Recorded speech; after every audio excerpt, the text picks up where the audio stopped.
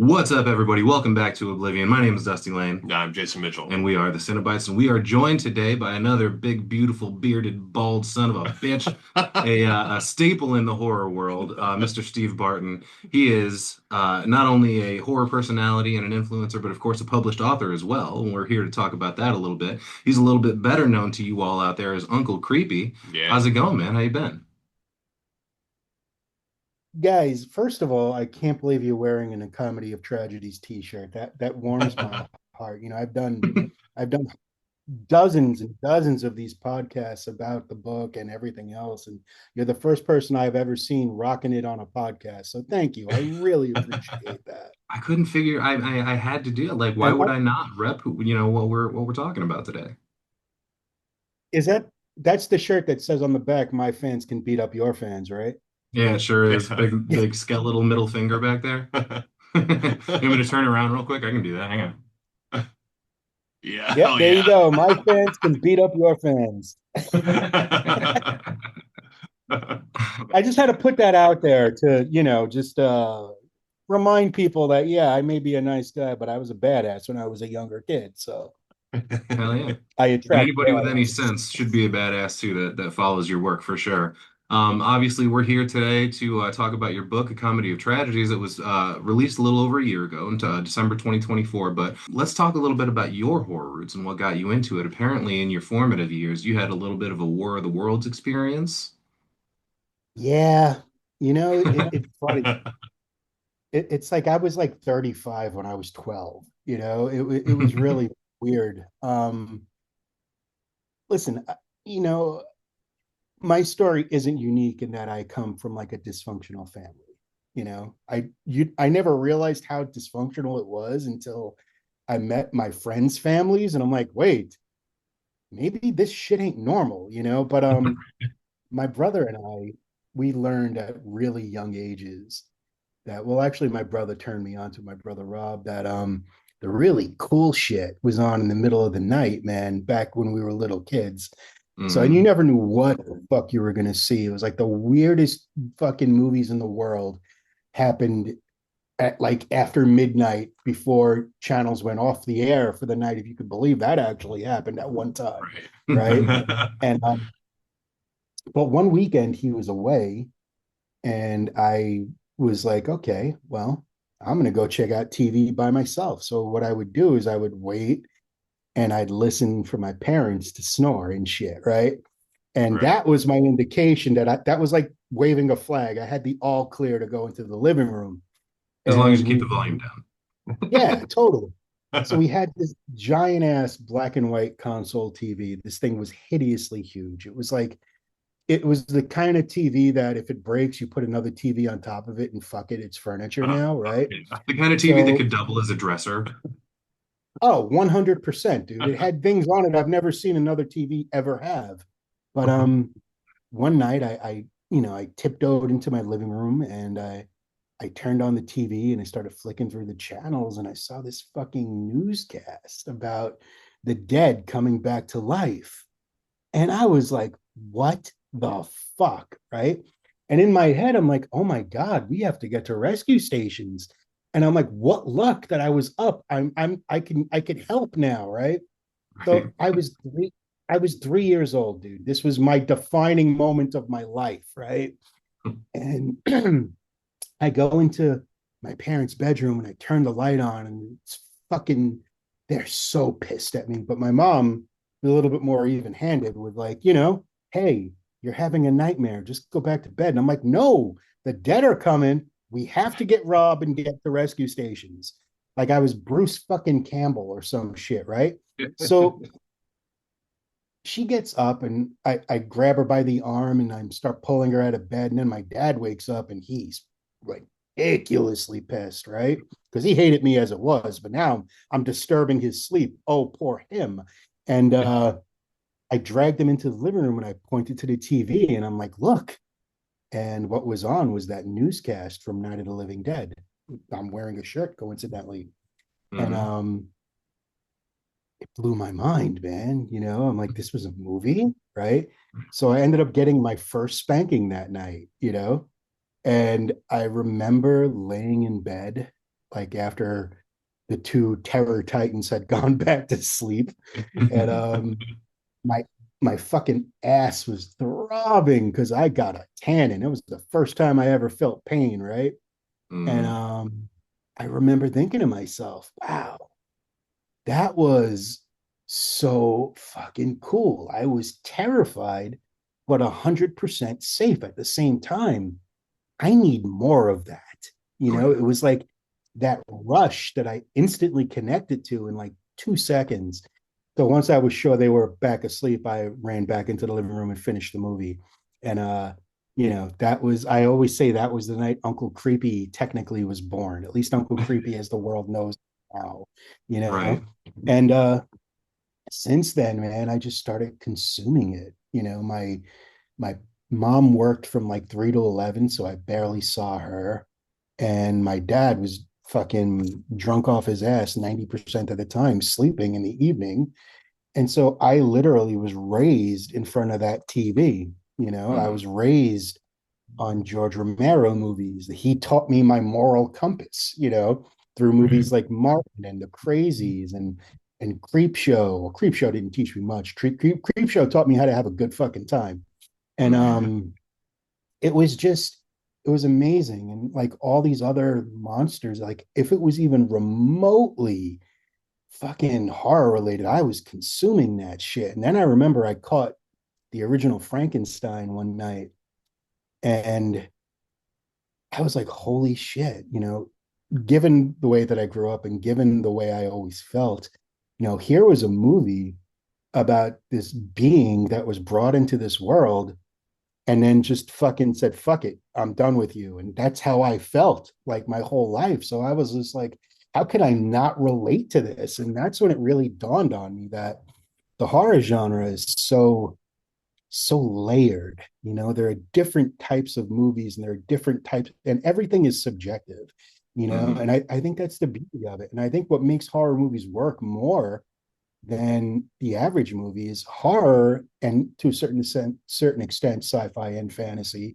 which is kind of like the same lunchroom where everybody's eating together. Hmm. They don't have to adhere to these normalities, Right.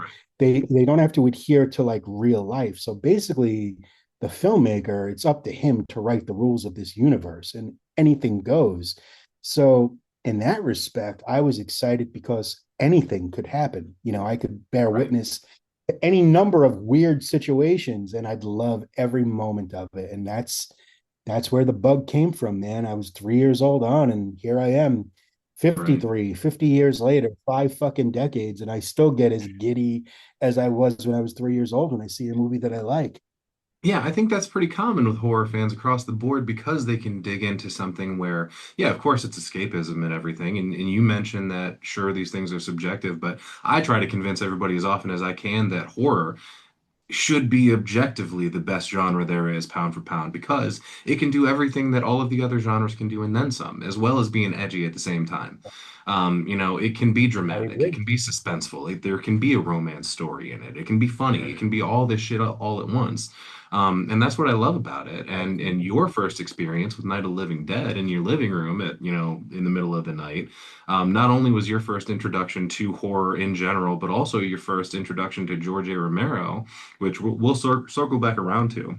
Um, there were a few things. The first half of your book, and I don't think I showed it yet. It's a comedy of tragedies, of course. And by the way, incidentally, if you're picking up the audio version, which is great, but you're also missing out on some of this great content toward the middle of the book here. We got all kinds of fun pictures. If I can find it here, there we go. We got all kinds of stuff. Nice visual aids here. And I'm probably all quiet talking away from the mic and whatnot, but yeah, I don't want to dig into, bring up, painful memories or whatever, but as I was We reading can through talk. this, We can talk about whatever you want. It's fine. I definitely, I saw some parallels to, like my mom's death, the way you discovered yours. I'm sorry about that, by the way. Being taken for a walk around the block as she was taken out of the building. I'm seeing all these parallels, but I wanted to focus on a couple of the lighter aspects of your early life since you bring up some paranormal stuff in the book as well. Um, First of all, there was a Ouija board experience that you mentioned in the book. Mm. Um, and there was also this little beach idol you found in the sand on a Brooklyn beach. And I just want to know, first of all, how much did that look like Pazuzu? And do you believe that, along with the Ouija board, brought you any bad pajuju? Uh, I mean, it very well could have. As I found out later on in the book, apparently there were ramifications from those incidents that I wasn't rightly aware of. And Right. you know, when I started writing all this shit down, I did this was never meant to be a book, you know? I was doing the psychological thing. I was getting all these demons and these weird incidents that happened in my life out of my head. And what I was going to do is just going to put it down on the page or the screen or whatever. And then once it was all out, I was planning on deleting it or burning it or whatever it was I was going to do. And one day I was sitting right here where I am right now, and my now wonderful, beautiful wife walks over and she's like, "Yo, that thing you wrote, do you still have that?" And I'm like, "Yeah, why?" She goes, "Can I read it?" I'm like, "Listen, it's too late. You married me, man. This is not your opportunity to cash in the warranty, okay? This was something you should have thought about earlier." But she said she was just curious and she went upstairs and a few hours later, I hear her intermittently crying or laughing. And I'm like, "Fuck, what did I do?" Right. And she comes down when she finished. And at that point, I was right at like the halfway part of the book or at the halfway part of whatever it is I was doing. And she sat down next to me and she said, "You can't delete this. You can't burn this. You have to finish this." And I'm like, "Well, why?" And she's like, "The things you spoke about." And I've heard hundreds of people talk like that and describe certain situations, but the way you did it is so different and so unique. And she's like, "I think this book, if you can turn it into a book, could be helpful to somebody." And that never crossed my mind at all.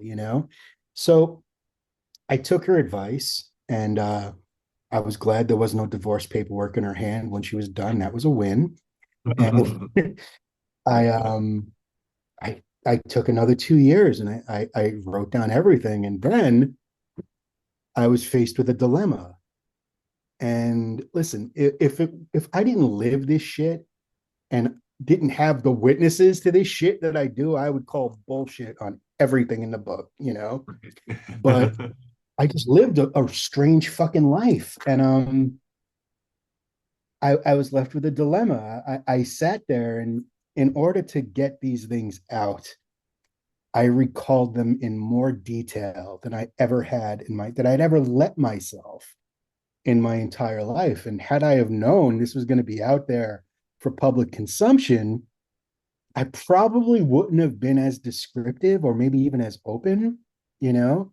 But then I thought, well, what do I do? Do I go back and edit it? And I'm like, that's way too fucking much work. I ain't doing that. So what I did No, was, yeah, I was going to say, instead not of, only is it too much work, but it's also like, I think that would have been untrue to the book, to the audience, to yourself. I feel like yeah, I left a review of this, and that's one of the things I mentioned is it's clearly told in your own unique voice. And if you've talked to you before yeah, and you read this book, you can definitely hear every bit of. It seems like you're just sitting down and having a conversation with you, man. right. None that, of us are that's shy exactly about what cursing or anything. So there's fuck every 15 words or whatever, which is great for somebody like me. every But 15 words. it's Yeah, at the bottom of it all, it's real, it's raw, it's you. Right. You know. yeah, yeah. So instead of deleting anything, what I did was I just went back and I added to it so it could read as a book. You know what I Hmm. mean? So, yeah, it's very stream of consciousness. This was in order for me to mentally tell these stories, some of the things I repeated. You notice that glaringly in the audiobook, but it's my stream of consciousness and it's very much my voice. So I detailed it all, man. The weird shit with the fucking idol, the fucking Ouija board shit, which to this day I've never touched another one, will I, nor will I ever again. I never have And either. it's just, it's funny when I told people I was writing a book, they're like, "Oh, really? What's it about?" And then I would tell them, "Oh, it's an autobiography." And I was always met with this look of abject disappointment, like, "Oh, fucking cares," right? Because they wanted me naturally. They wanted me to tell a horror story. And I'm like, well, gotta tell you, I kind of am. It's just a different type of horror. There's a lot of horror in the book. There's a Yeah. lot of real instances of shit that's fucked. There's a lot of funny stuff. And more so than that, there's a lot of really cool stories that I got to tell people about some of their idols who they don't have a chance to meet anymore. Mhm. And the reason for that was I wanted to give the reader the opportunity to know these people like I know them, you know, and give them that insight as to who they really were as a person. Mhm. And so the first half of my book is my life up until I started working in the industry. And then the second half is all the industry stuff. Mhm. And I think it works because I think in order to appreciate how far I made it, you had to know where I came from, you know? And so Yeah. even though these people, they would look kind of disappointed when I told them I was writing an autobiography, I was like, I'll promise you this, you're not going to be bored. Yeah. This isn't Agreed. this isn't a stuffy, I'm telling you my opinion, blah blah blah. This is a very real, um it's a memoir for the completely dysfunctional, exactly what I call it. Right. And it works on that level. And it's been a real gift because people like yourself have been responding to it in ways that continuously blow me away. I was at a Monster Mania convention a few months ago. Jesus, I'm going to there again tonight. But I was at a convention and my wife and I are walking around the show floor, right? So I'm looking for stuff I could buy, but totally can't afford because why not? That's what we do. We're children. And this guy comes up to me and he's like, I know you. And I'm like, dude, I'm a bald guy with facial hair. There's like 15 of me right in a 20-foot span of where we're standing. Hell, there's three on this podcast, right? And so he's like, no, I know you. And I'm like, okay. He goes, what's your name? And I tell him my name. And he dropped whatever he had in his hands and he just comes over and he hugs me. And I'm like, what's up, man? And I'm a hugger, so that shit don't bother me. And I hated COVID. I couldn't hug anybody. Anyway, see, stream of consciousness. This is exactly how the book reads. Um, it is. um, you know, he said to me when my dad was dying, I was at the point of your book where you were dealing with what happened to your father, and he says it helped me so much you don't even understand.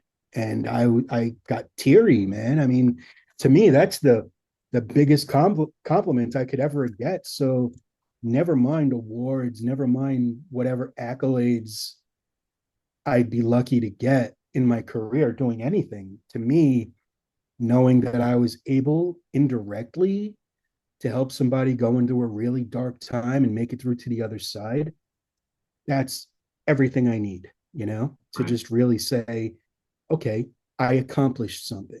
And that Mhm. to me is other than marrying my wife, being in a Romero movie, all the highlights of my life, that's probably up there with all of them, just because it Right. was so unexpected and so touching and real. And I was like, holy shit, this will never happen again. you know. Right, right. That's amazing. Yeah, I So think that it was my takes long-winded answer for your question. no, I think it takes opening up like that to allow someone else to connect to your experience. Obviously, like I mentioned, the stuff with my mom, I'm seeing parallels and whatnot. When you were going through your account of, being in Manhattan to witness 9/11, that was some harrowing shit, man. Coming out the other side of that to realize that, your best friend is gone, and you still haven't established what may or may not have happened to him. That sucks. And people do around the world deal with those kind of things, every single day, obviously. Yeah, I really appreciate you saying that because honestly speaking, you know, I'm a wise ass. I'm colorful, but I never knew or if I possessed the right amount of writing skill. Like I don't really consider myself a writer, but I am, which is fucking mind blowing. But I didn't think I had the chops to illustrate how I was really feeling in the moments like the stuff with my mom and the 9/11 stuff. I I was just like, I hope I'm conveying the right amount of feeling for these moments because those are the only two parts of the book that aren't semi tongue in cheek, you know? Well, there's a couple more, but it was just I worried about that. And it's the question I ask everybody. Did I get it through? Were you able to feel the shock that I was in with my mom and just the fucking horror of that one day, I mean, it was like, shit's hit the fan when McDonald's is closing. You know what I mean? If McDonald's is closing its fucking doors, the only thing missing is a fucking school bus on fire trailing down the streets. The apocalypse has come if McDonald's closes its doors. So, I was like, I hope I was able to convey what was necessary and be respectful to everyone who lost something on that day, because all of us, I don't know anyone who didn't know someone, or Right. or someone at least who was affected by it. So it was out of character for me to be as serious as I was, but thankfully I think people understood it and I got it. I mean, I don't know if I nailed it, but at least I know I was in the ballpark. Yeah, not for sure. So let's talk about your Jurassic Park toy and how this kind of kickstarted your journey into the horror industry. It's just this is awesome. It's the stupidest. Dude, I have the stupidest life. I really do. You do. You do. The I'm sorry, you girl, do. the girl I was with, the girl I was with at the time. Listen, it's no shock to anybody, especially my wife, that I'm a 4 year old. You could give me. I didn't really have a childhood, so I'm living vicariously through everything right now. Cool toys, collectibles, whatever. Hell yeah. And the woman I was with at the time knew this. So what she would do sometimes is to make me happy. She would go on eBay and look for something fucking ridiculous. And one thing she found was this roaring Jurassic Park cage, right? Which Hell essentially yeah. was a hollow husk of cardboard set to look up like one of their containment units with a button on it. And when you press the button, the fucking box would go roar. And she Right. knew I would fucking press that button 24 hours a day because that's how I am. I love shit like that. And the guy who was selling it lived rather close, so he got in touch and he said, it makes no sense for me to mail this because literally you live down the street from where I live. So I was like, all right, cool. And so I go outside to meet him and he turns the corner and it's fucking Tony Timpone from Fangoria magazine, right? And I'm Holy like, are you shit. fucking kidding me, right? This is a dude I fucking idolized like growing up because Fango is this huge part of my life. And I'm like, you're Tony. And he's like, yeah. I'm like, holy shit. And being that we were so close, Tony's a dynamite guy. He really is. But he was like, you know what? Let's get together. So we started hanging out with each other. He started taking me to screenings. and stuff like that. And he found out really fast that while I might be ignorant to a lot of things, when it comes to the horror genre, I know my shit. So this was all at the infancy of the internet, when the internet finally started becoming the internet. So Fangoria had this message board, and he offered me the position, free position, to because everything I've done in my life has been mainly for free. I gotta fix that. But he gave me the opportunity to be the Fangoria message board moderator. And I just seized that opportunity. And that was the first official time I started working in the industry. Before that, my friends are all fucking laughing at me from back then because I used to write this fanzine, you know, and it was just for like the people in my neighborhood, but they never knew it was me writing it, you know. And I Okay. would put it in this little, I would put it in, this isn't even in the book. I would put it in a couple of stores that I was friendly with the owners, and it would be for free. Just take it. So Right. one way or another, I've been writing about horror movies since, I don't know, it's about like 30 years now, you know? And Tony gave me my start, my official start in the industry. And from there, I went to this fucking company that I don't like naming because I hate everyone that worked there. And if I name them, they usually show up like Candyman, and fuck that. I don't want to deal with them. Right. And but that company, when I was working for them, I created something called Dread Central, which was supposed to be like their news area. And they were supposed to be like the first channel for horror fans, like the sci-fi channel, but for horror fans. And I'm like, holy shit, that's a can't miss idea, right? And little did I know that it was a can't miss idea brought about by people who had no fucking clue what they were doing. And Indeed. when the shit hit the fan there, I just took Dread Central, and me and my then partners, KW Lowe and John Condit, we opened up the site. And that's when stuff went from being just a hobby to being a profession. You know, that's when things really started taking off. I mean, in terms of career. And so I relocated from Florida, which I left after nine. I lived in Manhattan until 9/11. I couldn't bear to stay there anymore because of the events of that day. I was diagnosed with PTSD and all that fucking happy horse shit that comes along with it. So I moved to Florida, and then from Florida, that's when things started really picking up with Dread Central. I moved to California, and I was Oh, in California for a long time, and that's where things got serious. But when it comes to Dread Central, man, that site's still around. I created it and founded it and shepherded it for around 17 years, which is a long time in internet years. oh yeah. Long time in Um, any years. yeah, so I just was like, my vision for Dread Central, because we were so indie spirited and self-owned, I wanted to even the playing field for independent filmmakers, because everybody was covering studio movies. But I knew the value of the independent film because that's where all these cats that are making these studio movies cut their teeth. So you Hmm. have to pay attention to that. And so I made sure that the indie filmmaker had as much of a voice as the studio filmmaker. And because of that, I guess, direction, the site ended up being very successful. But I didn't make a dime on it for like 8 years. I was working at fucking GameStop slinging video games, fucking several hours a day.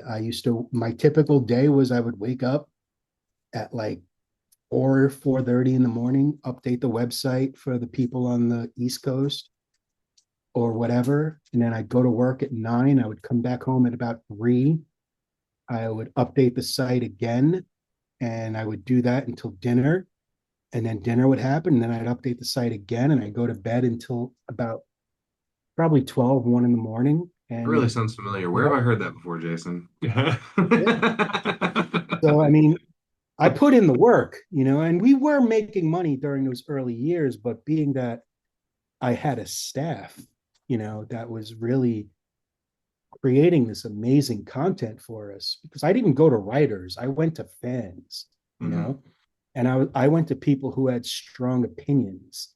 And there were no podcast platforms back then. So this was like the avenue for those people. And anything we made, we always broke up amongst the staff. So myself and John Condit and KW, we didn't really take a salary in those early days. But I got to tell you, man, once we started making enough money that I could quit my job, it was like fucking Christmas. I was so happy. Hell yeah. And yeah, man, it's that's how everything started. Yeah, that's absolutely insane. And not everything was bad from it. We ended up getting the beautiful tale of suffering that's featured in your book twice. Holy shit, dude. That fucking story. I had to really, number one, I saved that for like fucking 20 years. That was I saved it as a Word doc. I And this was just a cut and fan paste because submission to me, too. this was a fan submission on the Dread Central message boards. Right. And this was and I'm in no way punching down on the dude who wrote it.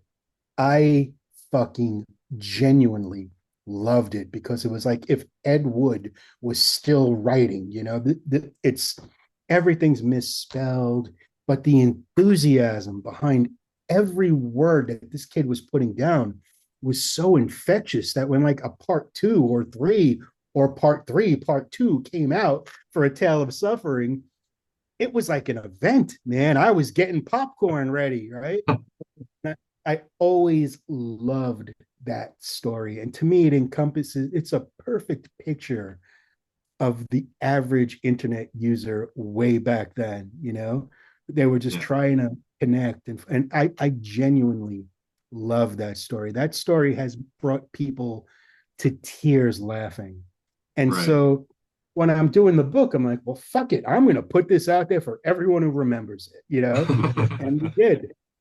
And it's such a big swing in the most wholesome of ways that ends up being so accidentally funny, but funny in a genuine way. And that's Yeah. how I presented it in the book. I didn't want anyone to think I was just like, oh, we should all be laughing at this writer. No, the Right, exact right, right, opposite. We should be revering that motherfucker for his passion and right. his imagination. And listen, you create anything. I don't care if it's a podcast, a story, a movie, a song, a poem, fucking anything, a Play-Doh figure. If you created something, you should be fucking proud of it. And Yeah. that dude created something, and he created something that's brought a lot of people joy over the years, You know what I'm just myself very much realizing? included. Right, right. You know what I'm just not realizing is no matter which form of your book someone were to purchase, they're getting something that the other ones aren't. And I'm lucky enough to have gotten both. But I mentioned in the book, you've got, the visual aid, you got a bunch of pictures in there, proof of all these stories you're laying down. But the audiobook version has something that the book version does not, and that is an extra clip at the end which is a dramatized version of A Tale of Suffering that is fucking just fantastic. Yeah, it was read by Adam Green from the Hatchet movies, Joe Lynch, who did Wrong Turn, Everly, a bunch of really solid movies. And Adam, when he read it in the book, he called me in tears. He's like, "This is the greatest fucking thing I've ever read." And I was like, "Well, thank you for, applauding the one part of the book I didn't write, Adam. I appreciate that." Uh, you know, and when it came time for us to do his Yorkie-thon, I'm a fixture on Yorkie-thon because I love animals. And Yorkie-thon is for Save the Yorkies. So he was like, "Can you dramatize this?" And I'm like, "You better fucking believe I can." And so I wrote it in a script format, and he printed out several copies. And then we we did it, but when we did it live, there were no sound effects, there was no musical score. This was all Jennifer Rouse, and she played a little bit of a part in it because the person that was playing Jennifer's parts was laughing so hard that it was nearly impossible to tell what they were actually saying. Right. So Jen went in and cleaned it up. I sent her the script. She re-recorded some lines, and she treated it like it was a fucking movie.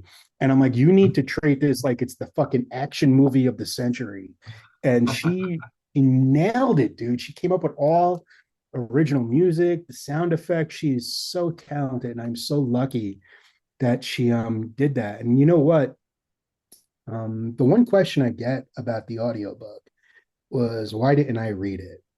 Because everyone expects, hey, it's your life story. Why are you not the one narrating it?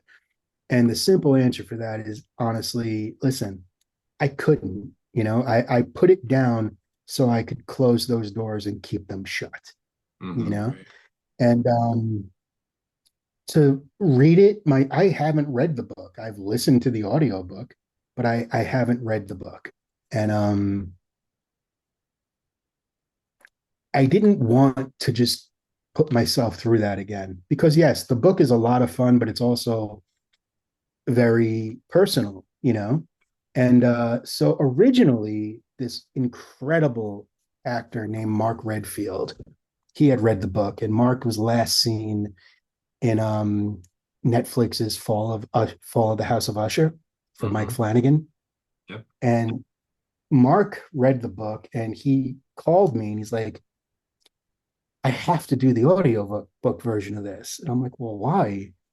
And he's like, because this is a story that needs to be performed. You can't just read this. Hmm. And that was like, wow, really? So Mark started work recording it, but then unfortunately, Mark had a heart attack.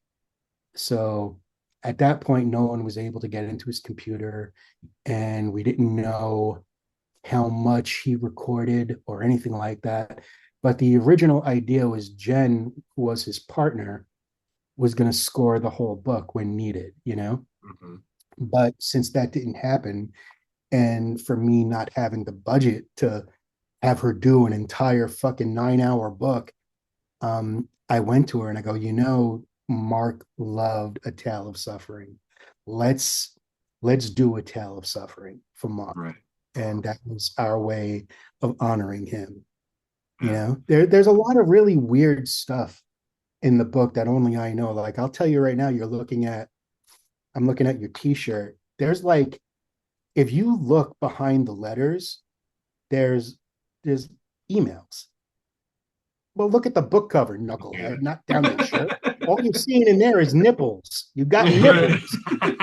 But if you look at the title treatment, you can see there are letters and words around there. And some of it is actually the first email from Damien Leone that he Mm. sent me about Terrifier. There's parts of me getting fired from Terrifier. Hmm. So, and there's a couple of other things. So everything in that, and Josh Petrino, the artist who came up with that font, he knew how deliberate I was, and he wanted to give something that was as deliberate. So Hmm. every nuance surrounding this book is very much me. Like the whole cover design, this is how I felt. I Right. feel like when writing this book, I was locked in a movie theater, forced to watch my life story, and that's why I'm chained to the fucking seat. You know, Right. and if you look in the back, there's a sign that says no exit. But I'm happy to say I finally left that fucking theater, man. And Right. who knows where it'll take me next? You brought up Josh Petrino. You mentioned him a couple of times in the book in various capacities. Yeah, I thought it was kind of serendipitous that today, of all days, we were doing this because in our recording schedule, we're actually doing Dawn of the Dead tomorrow.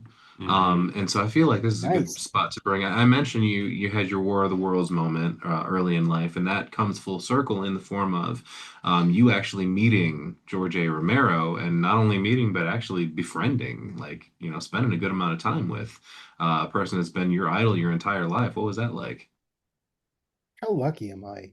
You know, how fucking lucky can I don't know what I did in a past life, either good or bad, to give me this type of roller coaster kind of karma. But I'm Hmm. glad I did it. I mean, George raised me. He had no idea he raised me. And one of the good things that came from the place who I hate naming and dread central is I got to befriend George's manager, Chris Rowe, and we're still really good friends to this day. And it came time for me to interview George. And dude, the interview was supposed to happen at like 8:30 in the morning. I was at a convention called Horrified in Maryland, right? And I'm walking down the hallway and I notice a naked celebrity by the pool. We'll talk about who that was offline if you really want to know. And and I'm on my way to the room and I could literally close my eyes and still hear how loud my heartbeat was, you know? Right. I don't fanboy for anyone. This was a completely different story. Um, as I'm approaching the door, Chris comes out. He goes, "Hey, Steve, George is at a breakfast meeting. Here's his hotel room key. Just go in, hang out. He'll be here soon." And Chris turns around and leaves. And I'm just standing there with my mouth open, holding George Romero's hotel room key. And I'm like, You want me to go in then? right, right. So I go in the room and I immediately 7:30, almost 8 o'clock in the morning, I'm calling everyone I know on my cell phone. Fuck, I don't care if I'm waking them up. This is fucking monumental. And this is at a time before every phone had a fucking camera. So this was my only way of fully documenting it. But dude, I was fucked up, dude. I walked over. I sat in every seat to make sure my ass touched the same place as his did. I went in his bedroom and I hugged his pillow. I went into the bathroom and I took the hero pee, you know, when you're just not holding your dick, but your arms are on your side and you're just letting it go. And thankfully I had good aim, at least at the time. And then I went back into the living room or the living room area because he had a suite. This was like not the ordinary hotel room. This was like a fucking apartment, for lack of a better term. And I looked around and I found the seat with the ashtray and the cigarette butts, and I knew that's where he was going to sit. I knew that was his seat of preference. So of course, I touched my ass to it for like 5 seconds, and then I got up and I sat in the chair next to it. And dude, I'm just sweating. I'm not moving, but I'm sweating. I'm so fucking nervous. Yeah. And I had never been nervous to meet anybody my entire life, but this was like my dad, you know, in so many ways. And I heard the door start getting fiddled with. And I'm 5'7". George is like 6'3", 6'4". So here comes this giant of a fucking man who's already like my idol. And now he's like the size of a fucking basketball player in front of me. And I stood up and I just was, I don't even remember if and or what I could have said, but he just looked at me and said, "Hey man, I'm George, let's bullshit." And that's all it was. You know, he immediately completely disarmed me and put me at ease. Yeah. And we sat down and we started talking, and I told him my Night of the Living Dead story about getting my ass whipped. And he goes, "Well, I'm sorry, I got your ass kicked, man." And then I told him another story about working all summer at my first job to afford Night of the Living Dead on VHS. Right. And he goes in his pocket and tries to give me back the money. I'm like, no, you can't do that. But it was one of those instances when you meet somebody and you just click, you know? Like I made him laugh. He made me laugh, but genuinely laugh. And it's not like we were even trying, and we developed this truly beautiful, once in a lifetime friendship, you know? And I was so lucky to know George like that and to have these lengthy conversations with him about the industry and about movies and sometimes just about fucking nothing at all, you know? And holy cow, I still, you know, I'm sitting here and he's always next to me, you know?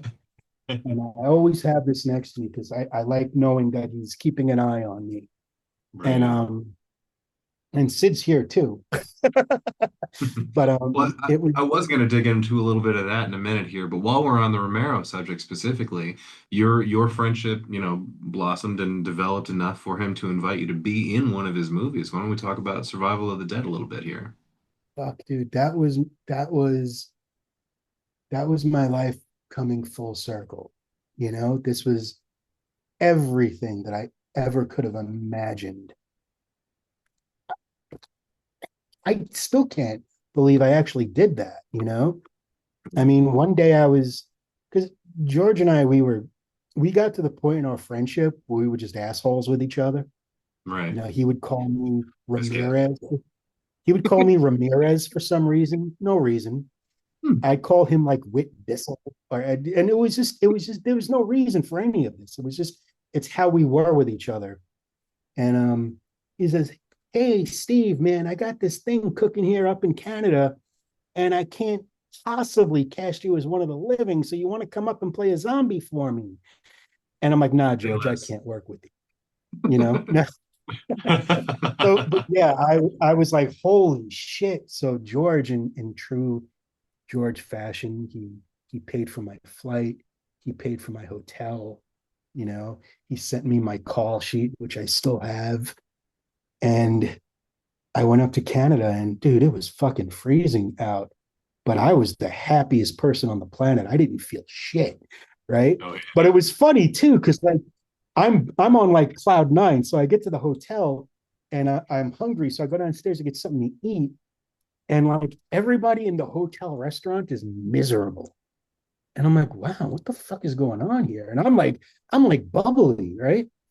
And then I find out that it was like Canadian Thanksgiving, and the Oh people yeah. there had nowhere else to be, and that's why they were No all way. miserable. But I didn't know, right? Like, why is everyone sad? Is Canada that bad? Um, but the next day I got to set, and George had a plan for me. I didn't know. Um, I just was happy to be there, you know. Yeah. And it came time for me to get makeup, and me and my close friend Michael Felcher, who I highly recommend you guys have on the show because he's fucking amazing. Mike Oh, yeah. is when I was a little kid, I wanted to be Mike Felcher. I totally did because he did all these cool ass liner notes for like fucking Anchor Bay and all that shit. And he and I were on the set together because Mike's also a really good friend of George. And we got into the makeup area. It's K and B. It was Damon Bishop, a bunch of other people. And I sat in the seat and I went, listen, dude, I'm a friend of George.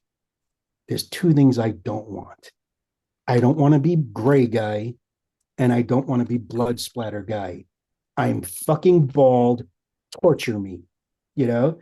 So they put on this really cool makeup and it was fucking cool. And I get to the set and it's hard to look dead when inside you're fucking beaming from ear to ear with a smile.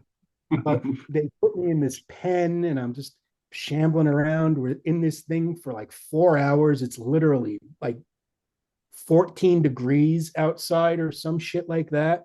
Mm. But it didn't matter because fuck, look where I am. So the next night, we came in again and Damon sat me down and goes, listen, Steve, I we have a really busy night, so I can't put all the stuff on you that I did yesterday. So I was like, oh, dude, don't worry about it. I had my experience. I'm good. And he looked at me and he just started laughing and he took out this massive tray of appliances and he goes, you should have seen your face.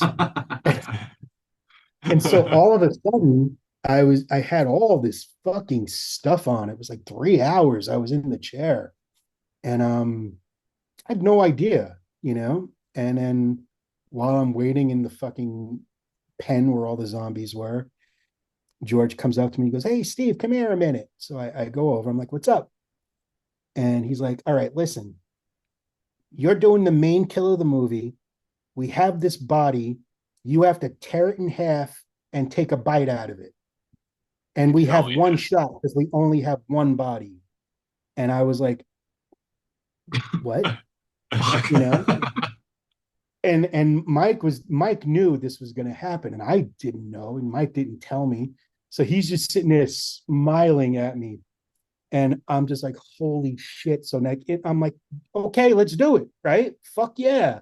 So I'm waiting for the scene to start, and it's like I'm jumping up and down, I'm getting my adrenaline going, and George goes, all right, Steve, you ready? And I'm like, fuck yeah, let's do it, right? And he yells action, and I hit my mark the first time. I fly through this split rail fence, like I kind of dove under it, and I landed on the back of the guy. The actor was in a hole, and the fake body was like connected to him, and I had to hold the body down with my right elbow, so my right hand and my left hand could tear it open, and then eventually find the spine. Mhm. And what nobody realized was it was so cold out that the body froze, absolutely Damn. fucking frozen solid, right? Damn. So we can't even get our hands into it, right? So we're pulling for all that it's fucking worth. And I even looked up at Mike, Mike, this fucking thing ain't working, right? He's like, I know, it's keep going, right? So fucking finally, after like 3 minutes, I got the spine and I yanked it out.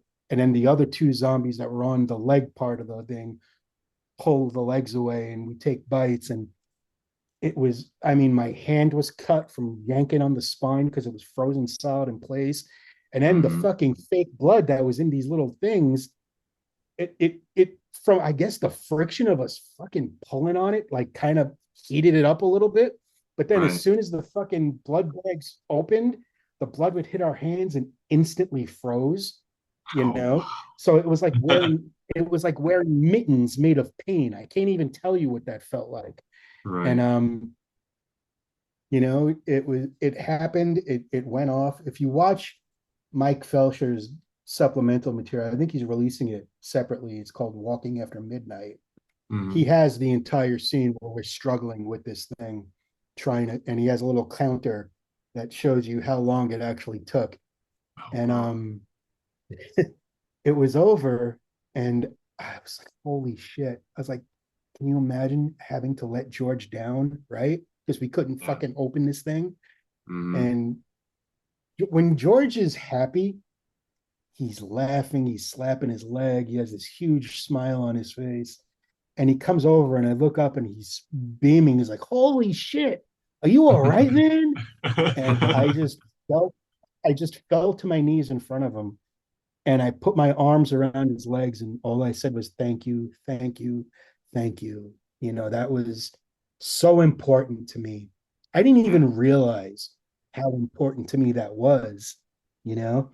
And it really, really was. And I'll never forget that. And, afterwards, I did the Fantastic Fest premiere with him. He saw me in the crowd, and he grabbed me, and he let me walk the red carpet with him, you know. Nice. And That's fucking crazy. Yeah. then there was the LA premiere, and he signed one of the posters that was on like an easel. He signed it to Steve, the fucking star of this movie, blah blah blah. And I have that hanging. Actually, pictures of it are in the book, I think. But it was amazing, man. I Yeah. mean, holy shit. And then I told him, like, when everything finally died down, I'm like, George, I don't know if you're aware of this or not, but ain't nobody seen me catch a headshot. You know what I mean? I'm still kind of wandering out there somewhere. And he's like, I know, Steve, I know. Don't worry. You'll come back. And I'm like, damn right I will. And I'll fucking your ass, dude. And then it came time for us to do the commentary track, which was a Blu-ray exclusive.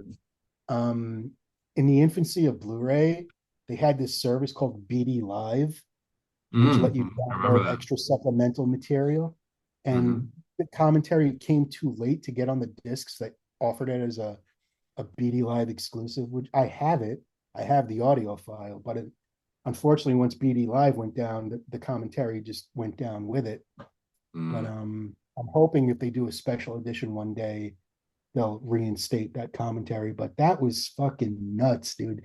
We were sitting in George's living room. It was me, George, and Mike Felsher. Mike Felsher was the one who was monitoring all the audio. And George and I are sitting on his couch with a fucking Muppet of him in between us. George had his own Muppet. And we were just sitting there, and it's funny. He had this bird, and the bird was allowed to fly around the house. So you hear the fucking bird dive bombing every now and then. And one of the things people didn't realize about the commentary, which is why I'm so fucking proud of it, is you weren't going to get an ordinary commentary with me and George. And Right. that's what Felcher wanted. George had already done his filmmaker commentary, but now he wanted a George commentary. And he knew that if he put a mic in front of George and I, some fucking mayhem was going to happen. Right. So I sit down, George opens up a bottle, right? And throughout the entire commentary, you could hear glasses clinking and ice and all sorts of shit. And we're fucking hammered, right? We actually got hammered during the commentary. So the commentary starts out where we're talking about the movie and blah blah blah, and by the end of it, we're like talking about Led Zeppelin, you know. So it was another side of George that I wanted people to hear and get to know, and that's Mhm. what I did with the book and that commentary. So I'm very proud that I hope when people read it, if they were ever curious about what type of person this man was, I think it's pretty well laid out in the book. Yeah, I think that's definitely true of Romero for sure. Same thing with, I mean, you have a ton of stories toward the end of the book about, your personal experiences with him, with Sid Haig, which you became good friends with, Yeah. Doug Bradley, Lou Gentile, Joe Netter. We're talking to Eileen Dietz, who I recognize because I was always obsessed with The Exorcist growing up as a kid. It was the only movie that ever Mhm. scared me. I know who Eileen Dietz is, but how many other people do? I don't know. But I see you're going to fucking Universal Studios on a little trip with her and her husband and George Romero and all this stuff. I really enjoyed. There was one story in particular. Obviously, this podcast is called The Cinebytes, and we were lucky enough to interview Doug Bradley at Astronomicon a year or two ago. Can't remember exactly how long it Mhm. was, but this I guy know was the gracious exact enough. story you're going to make.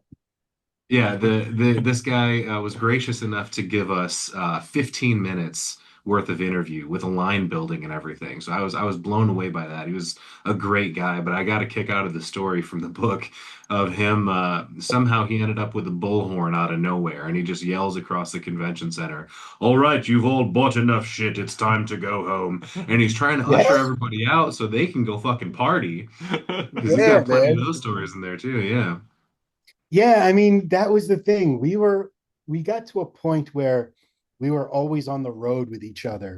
So it became like Carnival. It was always me, George, Sid, Netter, Adrian Barbeau, Doug Yeah. Bradley, and whomever else was there, and we became this really cool fucking family that we ended up seeing each other for a good stretch of time, more than we'd see our own families.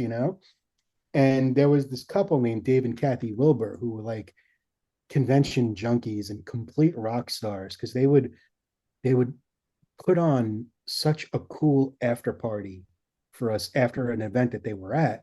And there Mm. was just, you work all, because those things are very much work, but you work all day and you finally get to unwind, and you go back to the hotel and there's a buffet with fucking all sorts of food and alcohol and various other party favors. And so it was fucking awesome. There were so many nights of just absolute hilarity and mayhem. And one of the things I loved, I'm so glad I was witness to this, was Doug and Sid were joking around, and Doug was holding a glass of whiskey and Yeah. he was drunk. So he dropped it, but caught it, and then dropped it again, and then caught it again, and didn't spill a drop. And I went, that was fucking amazing. You know, like I was like, I'm so glad I was there for that moment. That was fucking incredible. Only You know, Pinhead could command the glass that much. holy shit, dude. You want to talk about dedication? He caught that shit 3 times. Like, I was like, wow, amazing. So yeah, there are a lot of fun stories like that in the book too.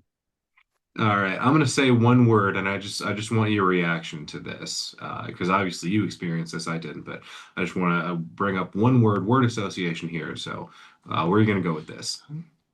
Cunt roaster.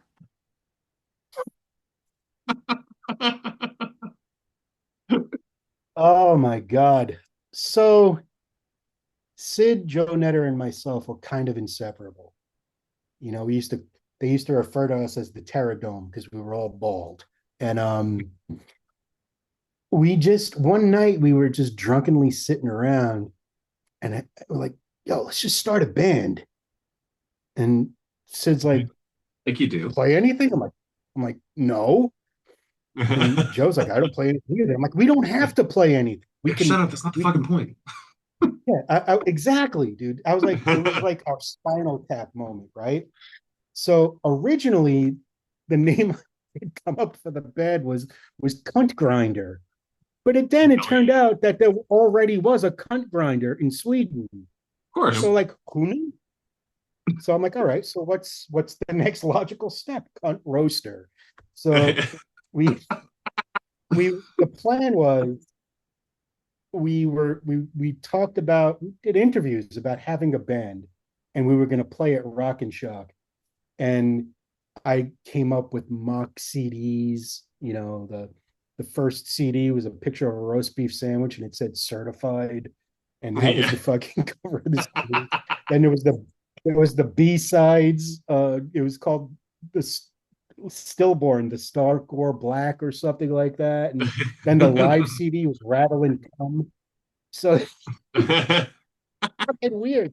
And then I made this fucking concert poster from the poster for Stand By Me, and it was for our Middle Eastern tour of Turkmenistan, Afghanistan, Uzbekistan, and the name of the tour was the Stand By Me tour. It was just so fucking ludicrous.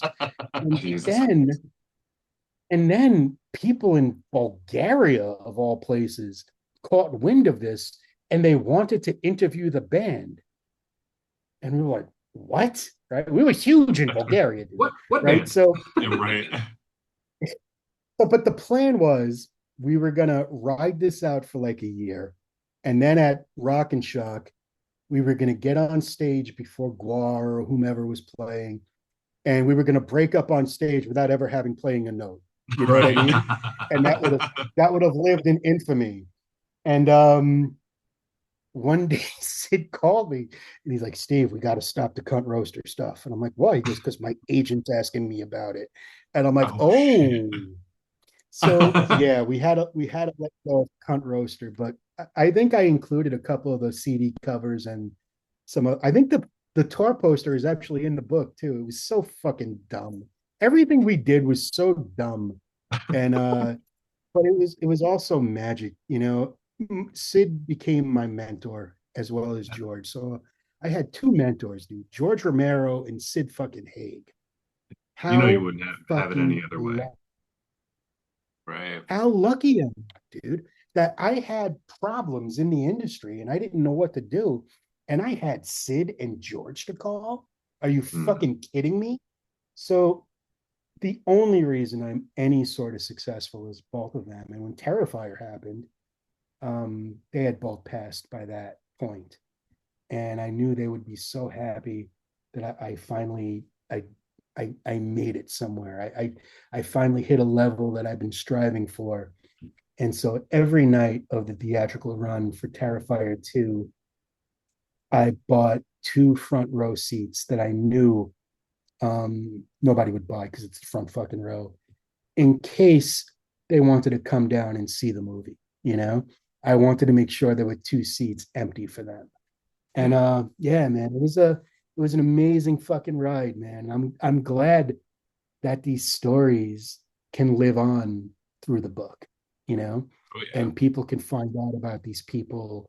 And there was nobody like them. I think what made them legends is they never bought into being legends, you know, Right. and they just wanted to be treated like everyone else. And that's me. I don't fucking once I got off the initial shock of George Romero knowing who I am, Yeah. um it was like we were just talking bullshit. And Sid invited Joe and I to his wedding. I danced with Sid at his wedding to a slow song. I don't give a fuck. He didn't either. We were out of our Right. minds. And I love that it got documented. And like I said, man, so much crazy shit has happened that I would have called bullshit if I was a reader, but I have witnesses. There's photographic evidence of some of this shit. Right. So it's just bizarre. And I'm very thankful for everything that happened. It's it's humbling in a lot of ways. And I'm just so thankful that I got to experience all of that. And what a Right. fucking gift it is to be able to give that shit back. Right. So, starting to actually talk about Terrifier a little bit too, and I'm glad that you were able to put all these into a book too, so all of us can read along with these crazy experiences and relationships that you've built, which have led to crazy documentaries. I wanted to talk about those. Never Sleep Again. That was Oh, amazing. I don't know if you caught that yet, Hmm. Dusty, but oh my God. But that, all that build up and then the Terrifier series. Art the Clown is a household name because of you. So we do want to kind of talk a little bit of maybe what's going on with this Terrifier drama, if you don't Yeah. mind. It seemed that were, through the creation of Dread Central, through the relationships that you built with a bunch of people, they were kind of iffy on, and by them I mean both the people that you were pitching it to and the people that were, pitching like the Damien Leone and the powers that be that were actually creating the movie weren't sure how they were going to distribute it. You convinced them, hey, let's pick up on this, and eventually they got it to Netflix. So yeah, you're basically responsible for the world knowing who Art the Clown is, for knowing what Terrifier even is. And then, we end up on the other side of it. I know Catherine Corcoran had come out and mentioned some things, and you were kind of unceremoniously let go from, your connections to that, unfortunately. Yeah, just tell us a little bit about how all that went down. well, you know, the bottom had dropped out of Dread Central. And even though we were independently owned for the majority of for all of my time there, um, we had a choice. It was either close up shop or get a parent company. So Epic Pictures Group came in and they acquired Dread Central, and they're like, oh, well, we want your voice. And they eventually wanted to spin Dread Central off into a title for their horror DVD line and Blu-ray line. So they had sent me like 100 something movies, and other than one, they were all fucking terrible. And the one that I liked was actually Kane Hodder's documentary To Hell and Back. But Hmm. it's still a documentary. I mean, you can't lead a video line with a documentary. And everything I was seeing was just shit. And if my name is going on something or my company's name is going on something, it can't be shit. There has to be something about it that makes it real. So Terrifier had been bouncing around for a couple of years, and I believe Damien had seen a quote of mine on Rob Zombie's 31. So he reached out to me, and that's one of the emails in the title treatment. And he's like, "Hey, Steve, I seen you on a quote for blah blah blah. I have this little movie. We're not getting any traction with it. Nobody understands what it is. I can't do anything with it. Maybe if you watch it, can you give me a quote?" And I'm like, sure. So in a way, it was like a respite from the mounds of shit that I was sifting through. So I was like, yeah, dude, no problem. And he sent me a link and I watched it. And then I watched it again. And then I watched it again. And I'm like, okay, this is what I want. So I called him, after he gave me his number via email. And I'm like, dude, what are you doing with this? And he's like, absolutely nothing. We sold the foreign rights and nobody here wants to touch it. And I'm like, give me a little bit. And so I went and I called Epic and I'm like, I found the movie we're leading with. This is it. This is the one. And first they balked because foreign rights weren't available, and they wanted worldwide rights, but that wasn't going to happen. But I pestered them so fucking much that they eventually just caved and said, okay, we'll acquire it. And that'll be the first Dread Central Presents title. So I called Damien, I put the deal together, got it signed. And then a couple weeks later, I realized that nobody at Epic liked the movie at all. Um, they thought it was, I mean, I was told everything you could imagine, from it being the worst acquisition they've ever made to all sorts of fucking ridiculous nonsense. And then they started gaslighting me, and they took away my writing privileges from Dread Central, and they took away my movie picking privileges for Dread Central's label. And it was nonstop, dude. They made Damien and my life miserable for like 4 or 5 months, maybe 6. And it got so bad that it got to the point in one of our masturbatory meetings where everybody talks about all these good ideas and nobody implements any of them, making it a colossal fucking waste of time.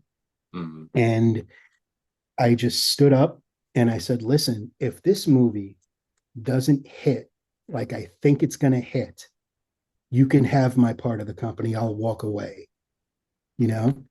And the dude who is in charge then, who's no longer with Epic, he wanted a yes guy. And I'm a lot of things, but I'm not a yes guy. I will tell you what the fuck is on my mind guy, you know? And I think he took me up on it because there was no way this movie was going to be a success, because the world already had its killer clown movie because it was big in theaters back then. And yeah, but this was apples and oranges. This is nothing like it. This is something completely different. We're not as good as it, but this is totally fucking different. And you know, he would tell me shit like, can we call it hashtag Terrifier so it gets in red box before A and it's at the top? And or we have to edit it to get a release. Can we take out this? And I'm like, if you edit out a single frame of Terrifier, it's no longer Terrifier. It's one of 100 other movies. And especially Catherine's scene, that was integral to fucking that movie's success. That's what literally everyone talked about. Yeah, still to this day. Yeah, dude, that is the reason I responded to it so well, because the movie went there, and no other movie felt dangerous like that, you know? Mm-hmm. But so what Epic did was, there weren't even ads for it on Dread Central, you know? What are you fucking kidding me? So they dumped it into like 4 theaters for one night. And that was that. You know, it wasn't going to be successful. But the one thing they did do that was good was they had killer artwork and they put it on Netflix. And that's where people started finding it and watching it.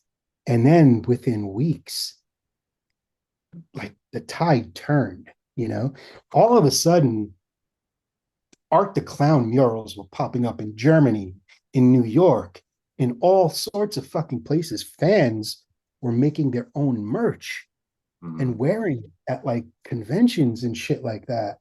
And then Terrifier ended up being Epic Pictures Group, not only their best-selling horror Blu-ray, but their best-selling title, period. Right. Damn. And then after that, I quit because fuck them, right?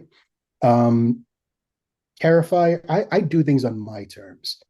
Right. Probably to the detriment of everyone around me, but I have to be who I am.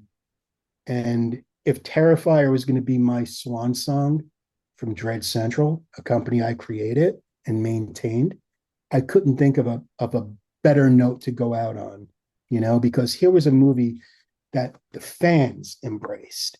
Right. And as a fan, I knew that the right thing was done, you know, and that was my mic drop, man. I just quit. And I said, that's that. And a few months later, Damien calls me and he's like, hey, Steve, we're going to do part 2. And I was like, Damien, I have to be involved. Not because it was the only thing I had cooking, because at that time it was, being Uncle Creepy was the only thing I was ever good at, And not because of that, but because our stories were so entangled. You can't separate me from Terrifier. At least I thought. So I said to him, listen, and this was my doing and my undoing, unfortunately. I said to him, listen, I know Dread Central and Epic screwed you on the first one. Absolutely screwed them. And because I made that introduction, I took onus of that. So I said to him, let me make this up to you. I will work on part 2 for free. Let me show you what's possible. And he said, okay. And then I said, if 3 comes around, if we're lucky to get a 3, we'll talk about whatever then. But right now, let's just dig in and make the best movie we can. And so I was still in California while he was filming, but he would send me notes. He sent me the script. I would give him feedback, and I would introduce him to certain talents. And then eventually, when it was all said and done, it went to the film festival. Like, it's fucking, I'm blanking on it because I'm old and decrepit. And but Brad Misko, Bloody Disgusting, called me, and he was like, what do we have to do to acquire Terrifier?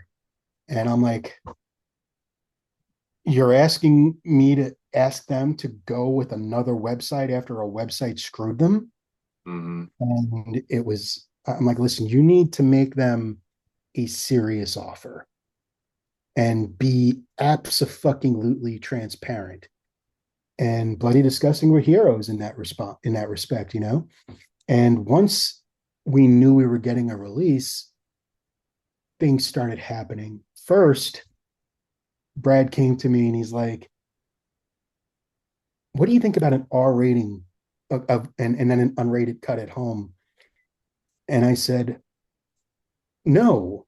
And the people at not Epic, Cinedyme were CC'd. And I said to him, much like I did with the first one, you're setting yourself up to fail. No one is going to go see this movie in theaters if they think they can watch the unrated cut at home. Nobody. Agreed. And that went down well, as good as it could go. But well enough. Brad was like, well, what if you're leaving $1 million on the table? I'm like, you'll recoup that in home video, And so I knew for a fact, aside from the 10,000 things other things I did, that the only way Terrifier 2 is going to be successful was if the fans were engaged, because it was the fans that made the first one successful. So my job was to find ways to not only make the fans feel like they're on the ride with us, but to put them in the motherfucking car. And I did that by engaging with them constantly, by retweeting them, by answering every single fucking message they possibly had, and giving them access to the production on a level that has never been done before. Because this was like the indie spirit. So all of a sudden we had this huge grassroots thing. And the movie came out. We were supposed to get a 2, maybe 3-day run at most. But the fans showed up. They made magic happen. Terrifier 2 knocked Top Gun Maverick out of the top 10 for 3 days on a limited run. And then we went harder, and I went harder. And Brad came to me one day and he's like, we could submit it for an Oscar. I'm like, well, you fucking do that right now. Yeah. He's like, are you serious? I'm like, we have no chance of winning. But if we can force somebody at the Academy to sit through 5 minutes of Terrifier 2, win, right? Fuck them, those little stuffy bastards, right? So he did it. And then he wrote this story about doing it. And he sent it to me. I'm like, no. It was, so serious. I'm like, this is not the tone you take. The fans will balk at this. The tone this story has to be is Terrifier 2 submitted for an Oscar because it's too funny not to, right? Right. And then I wrote the story and Brad put his name on it and he released it. And he still gets quoted from that story. It's fucking hilarious. Like one of his most used quotes is me, but whatever. And I didn't care. That didn't matter to me. What mattered to me was the success of this project. And Brad did a lot of really cool shit on his end too. So one of the things came up that they hired a company to I don't know if I put this in the book, to kind of stir the pot a little bit. This company, they did this campaign called Mothers Against Terrifier 2. Mhm. And while I thought, holy shit, if that's wow, we just fucking nailed it, right? And then he told me that it wasn't real. And I'm like, then you need to take that shit down right fucking now.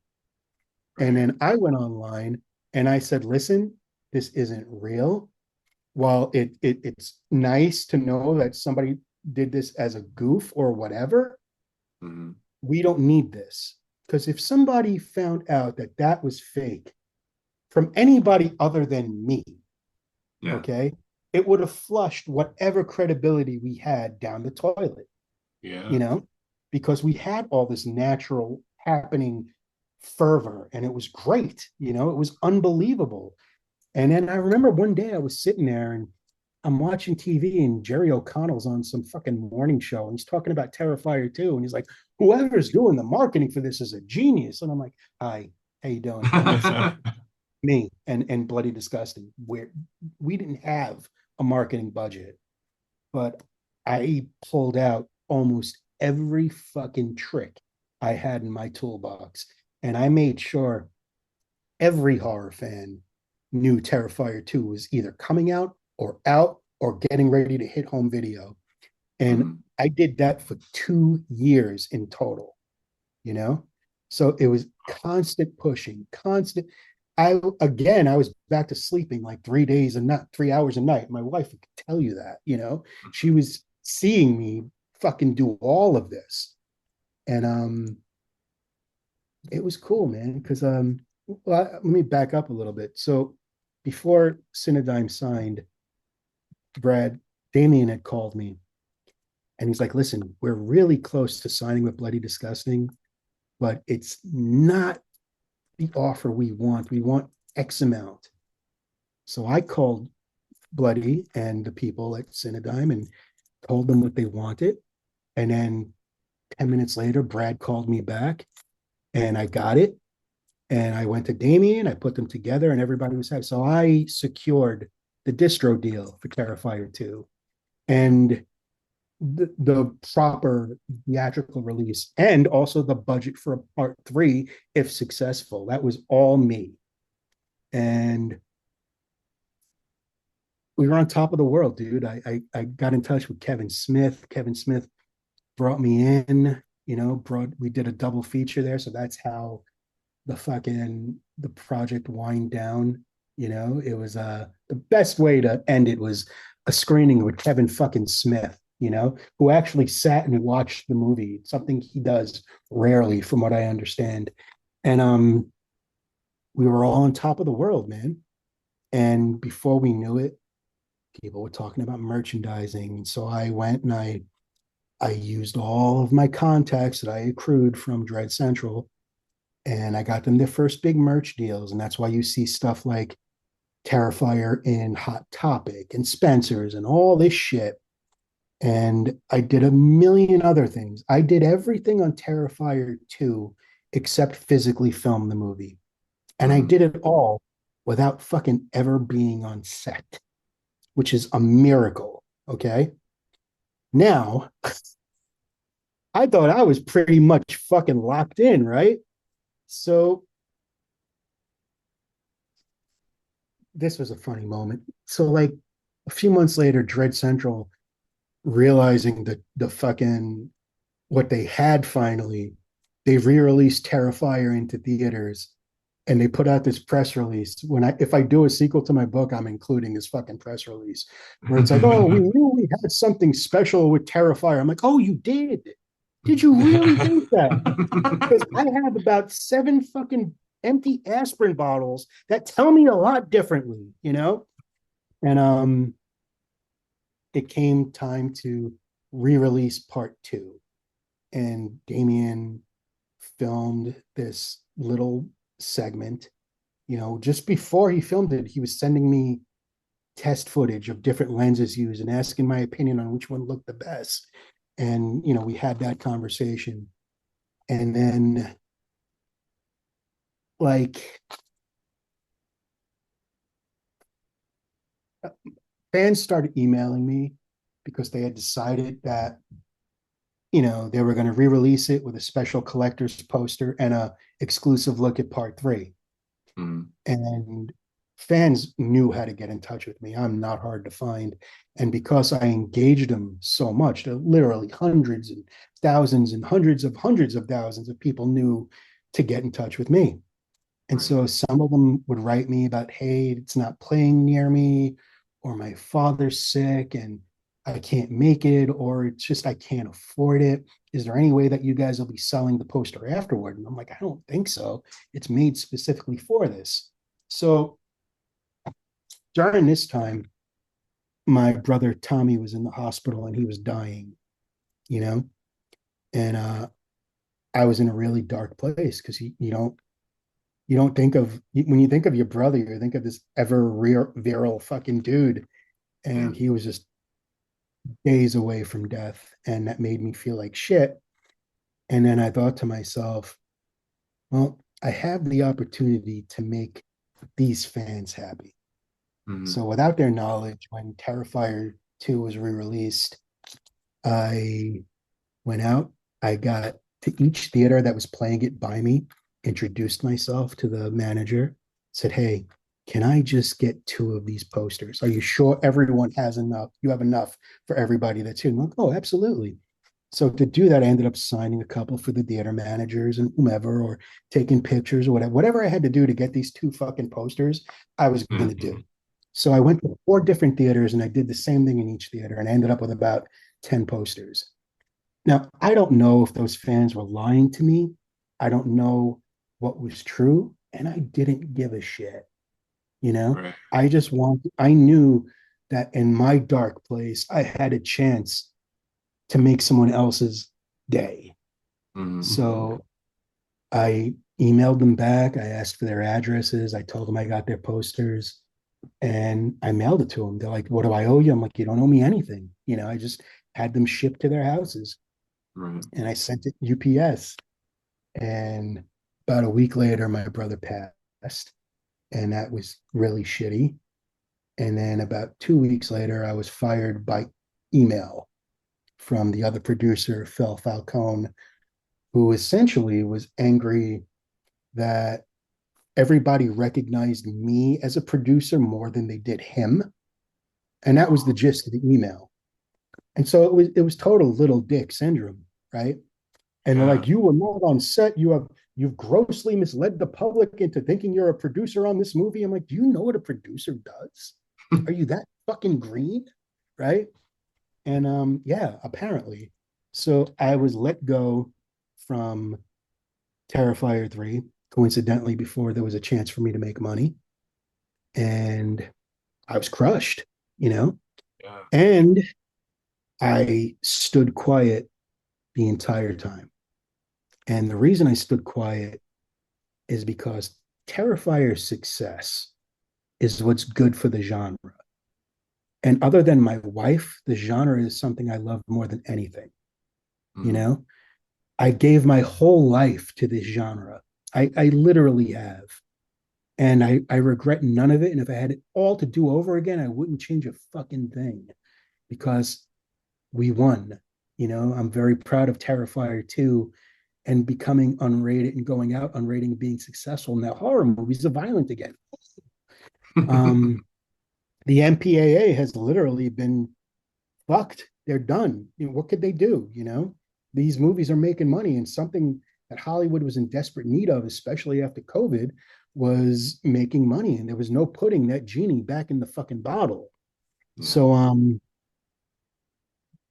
I stood quiet. I didn't tell anybody about it online. The only people that knew were my close friends and, of course, my family. And I was crushed. I was absolutely crushed. I didn't think there was any way after everything I did, which I didn't even list a tenth of it to you guys right now, that they would have let me go under any circumstances. At one point, Damien put his arm around me at a show while my wife was sitting there and goes, "You're forever going to be associated with these films, and we wouldn't be here without you." And when I went to Damien after Phil fired me, he was like, "Oh, this is between you and Phil." So Phil is very much the tail that wags the dog, you know? Hmm. And I stood quiet because I didn't want to change anyone's perspective or taint their experiences with Terrifier because of what happened to me. At the end of the day, I made my bed and I understood what I did wrong. But I did it for the right reasons. And again, I would still do it over again and not change anything because I know what was accomplished. And what was accomplished was fucking huge and a gigantic ass win for the genre. So even when the movie came out, I I made a post about it, please go see it, blah, blah, blah. Very gracious, very to myself, just putting it out there that I support the film because people were asking, "Are you involved?" Everyone assumed I was, Hmm. and I wasn't engaging with anyone on social media like I had. And you know, it kills me because sometimes I go to the store. Of course, I'm a horror fan. Of course, I'm walking into Spencer's or Hot Topic, Oh yeah. and I Yeah. see Terrifier stuff in there, and I'm like, wow, fucking did that. I'm part of the reason why that shit is there. And it felt amazing. And then it would dawn on me that I'm the only one who fucking isn't making money. And that made me feel like a failure, an absolute fucking failure, because my wife and I and my kid should be living a completely different life. And instead, I'm still living check to check, hand to mouth, and it wasn't supposed to be that way, but I guess it wasn't my time yet. But anyway, I stood quiet. I have fucking kids coming to my house trick or treating, dressed like Art the Clown, and that shit hurts. It's weird. It's like I go from here being proud to here feeling like a failure in like 0 to 60, Hmm. and Catherine called me one day, and she called me because she knows what I did for both the first film and the second. I put my career on the line to release the first one, and I did Hmm. fucking everything for the second one. And she told me what was happening with Damien and Phil and what she was promised and what she's being forced to do. And I knew what was going to happen. I knew it. I knew she was going to go online, and no matter how right she was when this story came out, she wanted to tell me before the story came out so I would be aware of it because we're friends. And that's the last thing she ever wanted to do was to have to go public about what she's owed, but she's owed what she's owed. It's in the fucking contract, you know? Right. And I knew as soon as she went online and it came out, everybody was going to start attacking her and calling her money hungry or calling her a mooch or she's just trying to do this or she's just trying to do that. So I said to her, I'm going to come out and say what happened. And the reason why I did was I didn't want her to go through that alone, Hmm. you know, and especially coming from me, it would give an extra layer, not that she needed it, an extra layer of validity to what she was dealing with, Yeah. you know, and that was that. The cat was out of the bag. And since then, I've gotten shit. If you go on my Instagram page and just look at the thread of the scary movie stuff, because someone sent me, I still to this day am CC'd and copied on everything Terrifier from hundreds of people. It's like living with a fucking ex who won't go away, Right. who broke my fucking heart. Yeah. And it's like, I said, the guy's like, well, what do you think about this? And I'm like, first of all, let me be clear. If Scary Movie is parodying you, you did something right. That Yep. is a fucking honor. But Yeah. of course, people took it like I was offended that they're making fun of this and that. I wasn't offended. I'm proud that they're making fun of it, you know? Yeah. What hurt me is, again, I knew this wouldn't be happening if I didn't do every single thing I did. So I made a post and I said that. And there are people like, oh, this guy acts like he created Terrifier. Who the fuck? Oh, you're crybaby. Suck it up. If Soft was a person, like, motherfucker, you couldn't live 5 minutes in my life without fucking committing suicide. So shut Right. up, you know. But of course, I don't say that because it's the internet, and the internet is where intelligent conversation goes to die. That's what happens, and you're going to put up with a certain degree of that. But I knew Catherine was going to get all of that. And I Yeah. didn't want her to go through it alone because it wasn't right. And I maintain that it's not right. Guys, listen, you won. The brass ring is yours. You are at the fucking top of the mountain. Stop hurting people. Just stop fucking hurting people.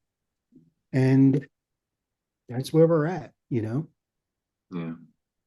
Well, we'll leave it at that for the moment. And obviously, all things aside, it's not like we came here to, expose anything or take sides on anything. Obviously, we covered the first Terrifier movie. At some point, we may do Mhm. the second or third or whatever. I know that we did, a reaction video for part three when it came out, and we enjoyed it.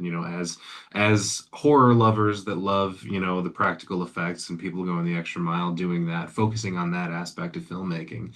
They're great. And, as fans, we're gonna, enjoy the art, and it might turn into a separate the art from the artist thing that you have to do sometimes. But, Mhm. overall, yeah, you're right. It is a win for the franchise.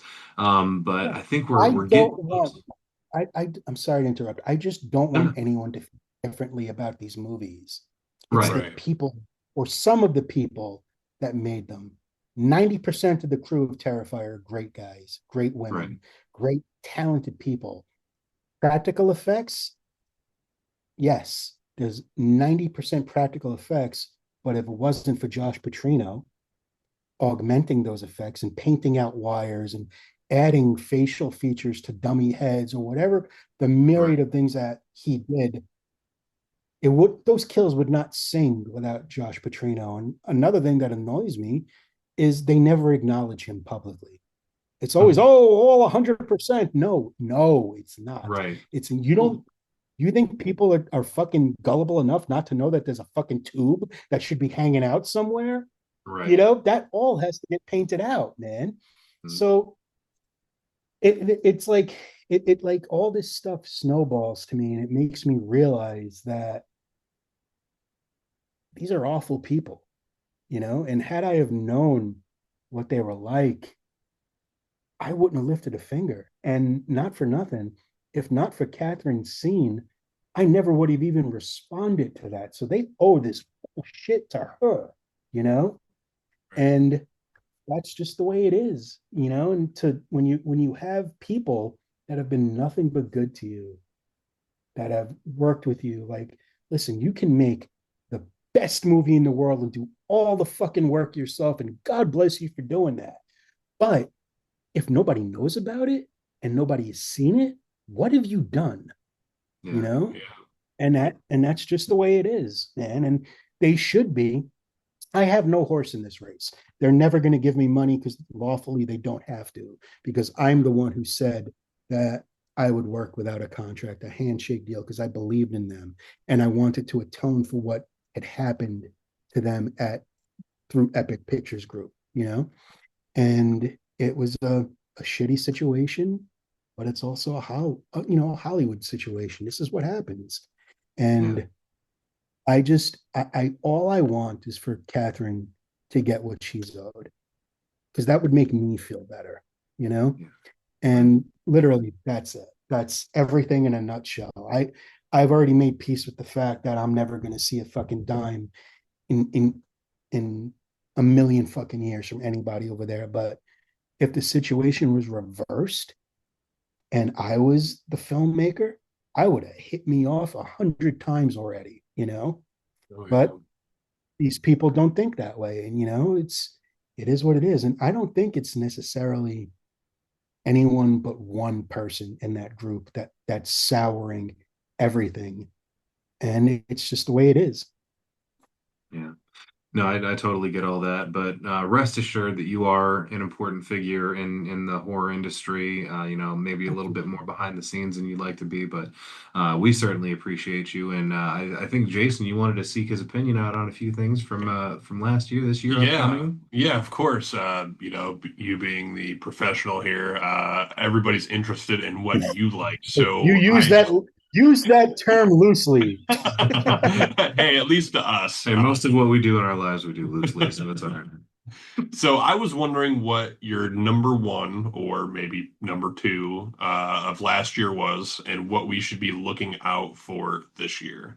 I do have one on my list that I haven't watched yet that I saw you mention somewhere online, and it was Cannibal Mukbang, I So think. much fun. Mhm. So that one's on my list, but other than that, I'm kind of looking for something for me to watch, and like I said, anybody else watching along might be interested too. I Hmm. got you. I mean, yes, of course, there were movies like Sinners and Weapons that did their thing, and they're great movies. But there's also a couple of smaller productions that Right. really earned whatever love they get. One was It Feeds, which Okay. is an amazing kind of like weird fairy tale horror movie, monster movie that is so much fucking fun and genuinely creepy at times. Nice. Another one of my favorites from last year was Dangerous Animals.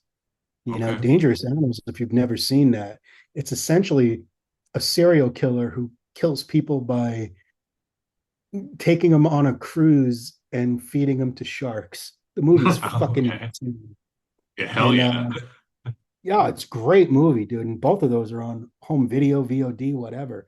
It Feeds and Dangerous Animals, I really, really recommend. They were so much fun. And just it just goes to show you you don't need this huge multi-million dollar budget to create something cool and create something Right. good. So those movies are two great examples. Actually, the people who made It Feeds have another movie coming out in a couple weeks called Undertone, and I can't wait to see that. Chad Archibald, that filmmaker, he's on top of his game, dude. He is somebody to really, really watch and keep an eye on. So I'm all about Undertones. And if I had to pick one other movie that I thought fucking nailed it, if you've never seen Primitive War, holy shit. It is a Vietnam era horror movie where they find dinosaurs in the jungle. And it is everything I wanted Jurassic Park and World to be. It's just this Oh, balls out, R-rated fucking soldiers against dinosaurs movie that would have hell felt yes. right at home in like any time between the 50s and the 80s. But it's just this, Okay. it's a little long, but dude, the end of it, you could pretty much forgive it for any misgiving it had, because the ending is just it ends on such a fucking epic scale with this epic battle that literally I was bouncing in my seat like a happy fucking toddler. I was so excited. You put dinosaurs on anything, you've got my attention, but this was something really special. So those are the three I got for you. Hell yeah. Awesome. Thank you. Good, yeah. Well, we've talked about the book. We've talked about your opinions and experiences, plenty. What's next for you, man? What do you got? What do you got cooking? I have a couple of projects, well, actually several, probably more than several, in various degrees of production, from big studio movies that are getting a lot of traction to smaller, more contained indie films. And I'm lucky enough to say that all of them are really, really in good spots right now because I wrote them. So this isn't me being a cheerleader. This is me creating. This is what everyone wanted from me when they were disappointed when they found out I wrote a book instead of a fucking autobiography, instead of a Right. fucking fictionalized tale. But other than that, since leaving Dread Central, one of the things I've always wanted to do was I get the itch to help the indie filmmaker because it's in me, it's what I do. And George and Sid provided me with so much knowledge, and I take that so seriously, you know, because I'm like the keeper of this shit right now, or at least Mhm. one of. And so I decided to help younger filmmakers in a different way. So I'm consulting on projects now, which is also how I'm making enough money to sustain myself. Wood. But I looked at what people charge for consultations on film or screenwriting or whatever the fuck they want. And I taught myself how to do everything with a lot of success. And I've been trained by, again, George Romero and Sid fucking Haig. So who the fuck is better to teach you than that? And so I looked up online what people were charging for that, and I was like aghast. It was like 10,000 an hour, and I'm like, who the fuck has that money? So in typical Steve fashion, I said, well, I'm going to undercut all that by like 90%. And so, because I know how expensive it is for an indie filmmaker to make their project, sometimes Right. 10,000 is their entire fucking budget. So Yeah. I, I said, listen, I'll work for $100 an hour, you know, which is, I think, reasonable. And I hate charging people for anything, but dude, I got bills and animals and a wife and a You gotta kid. live too, So, yeah. so, and if they want script notes, I have a package for that, all reasonably priced, all cheaper than anyone else would do it. They want me to write it with them, there's a package for that. They want me to produce, there's a whole different package for that. And anyone that wants or has a project, or even if they just want to talk about anything in the horror industry and any facet of it, from acting to directing to producing to whatever, my email is brainwavestalk@gmail.com. I'm always looking to talk to talent, and people I've helped already have gone on to make some really cool shit and been Yeah. successful. So I'm really proud of that too, because it enables me to give back like that. But other than that, there's a lot that could go right that I'm banking on. But Oh yeah. I I'm also cognizant of the fact that I got to keep hustling because I've been at this karma bus stop for about 50 fucking years, and I'm tired, you know. Yeah. But there's a Oh, totally golden understand. rule I live by, and my Public Enemy of all people, when one of their songs, Chuck D said, "Never let a win go to your head or a loss go to your heart." There you And go. I live by that shit. And we'll see what happens, but hopefully good things are coming. And I might just write another book, probably to continue this weird fiasco, because there are stories I didn't include that I could have. So I'm thinking about maybe I might do a comedy of tragedies post credit sequence. Hell yeah. you know, figure that out. So we'll see what happens. Nice, man. We would certainly be excited to see a second book. We'd certainly Yeah. be excited to see whatever you got coming down the pipeline. And I think we would definitely recommend, anyone, take Steve up on that offer, man. He's a hell of a guy, a hell of a storyteller, obviously from the book.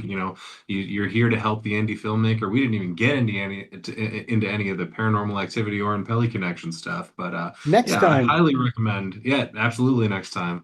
Definitely highly recommend this book. If you are a horror fan in any capacity, you'll enjoy some of the stories and the behind the scenes notes that there are in here, of course. And beyond that, like I said, the story is told in your own voice, so you're not going to bore anyone. Anyone who's maybe not so much of a reader. It's not your standard book, and this is all in my review that I shared as well. But yeah, no, highly recommend. And like I said, I'm excited to see what you got coming down the pipeline. thank you guys. I really appreciate it. Thank you so much for coming on today, Steve. We had a great You time. We got it. always did. And we hope you, watching at home or listening, had a good time as well. And until next time, remember, dreams are fleeting. Only nightmares last forever.